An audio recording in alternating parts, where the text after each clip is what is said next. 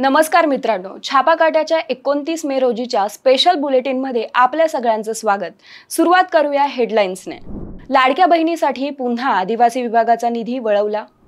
संजय राऊतांनी नरकातला स्वर्ग पुस्तकाची प्रत शिंदे फडणवीसांना पाठवली। अजित पवार एकनाथ शिंदे दोघंही संवादात चांगले नाहीत, फडणवीसांचं विधान। शरद पवार सातत्याने काम करतात, फडणवीसांकडून कौतुक। चोरीच्या गुन्ह्यात पोलिसच सहभागी असतात, संजय शिरसाटांचं वक्तव्य। बीडचं बिंदुसरा धरण 90% भरलं। आता पाहूयात बातम्या सविस्तर।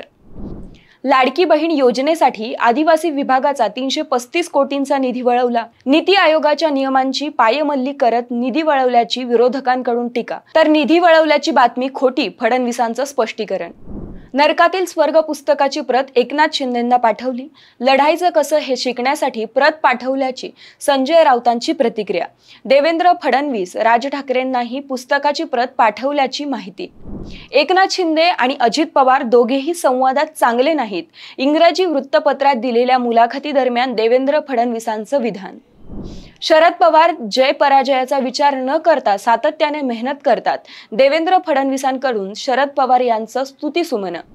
चोरीच्या गुन्ह्यात पोलिसच सहभागी असतात, मंत्री संजय शिरसाटांच्या सरकारला घरचा आहे। संभाजीनगरचे उद्योजक संतोष लड्ढांच्या घरातील चोरी प्रकरणी शिरसाटांची प्रतिक्रिया। बीड शहराला पाणी पुरवठा करणारं बिंदुसरा धरण 90% भरलं। बीडकरांच्या पाण्याचा प्रश्न जून पूर्वीच मिटला।